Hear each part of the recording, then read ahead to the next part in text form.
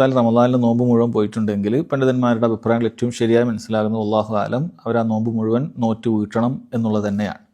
അതുകൊണ്ട് തന്നെ അടുത്ത നോമ്പിൻ്റെ റമദാനിൻ്റെ ഇടയിൽ വീട്ടാൻ ശ്രമിക്കുക. അപ്പോൾ സ്വാഭാവികമായും അവിടെ പാൽ കൊടുക്കുന്ന വിഷയമൊക്കെ വരും. അതുകൊണ്ട് തന്നെ അവർക്ക് നോമ്പ് നോക്കാൻ സാധ്യത കുറവാണ്. അങ്ങനെയുള്ള അവസരം വരികയാണെങ്കിൽ ഇൻഷാ അല്ലാഹ് ആ റമദാനിന് ശേഷവും എപ്പോഴാണ് എളുപ്പമാകുന്നത് അപ്പോൾ അവർക്ക് നോമ്പ് നോറ്റ് വീട്ടിയാൽ മതിയാണ്. അതായത് അകാരണമായി ഒരാൾ ഒരു റമദാനിൻ്റെ നോമ്പ് അടുത്ത റമദാന് വരെ പിന്തിപ്പിക്കുകയാണെങ്കിൽ, ഒരു കാരണമില്ല ശർഈയായതെങ്കിൽ, അയാൾക്ക് കുറ്റക്കാരനാണ്, തൗബ ചെയ്ത് മടങ്ങേണ്ടതുണ്ട്. അതോടൊപ്പം നോമ്പ് നോറ്റ് വീട്ടേണ്ടതുണ്ട്. അതുപോലെ ഓരോ നോമ്പിനും അതിന് നമ്മൾ എന്ത് ചെയ്യേണ്ടതുണ്ട്, മുദ്ദ് കൊടുത്ത് വീട്ടേണ്ടതുണ്ട്. അത് പ്രത്യേകം ശ്രദ്ധിക്കുക. എന്നാൽ അത് ഒരു സാ ആണ് കൊടുക്കേണ്ടതാണ് മനസ്സിലാകുന്നത്. ഒരു സാ കൊടുക്കുക, നമ്മൾ ഏകദേശം 1.5 കിലോ അരി ഒരു നോമ്പിന് കൊടുക്കുക.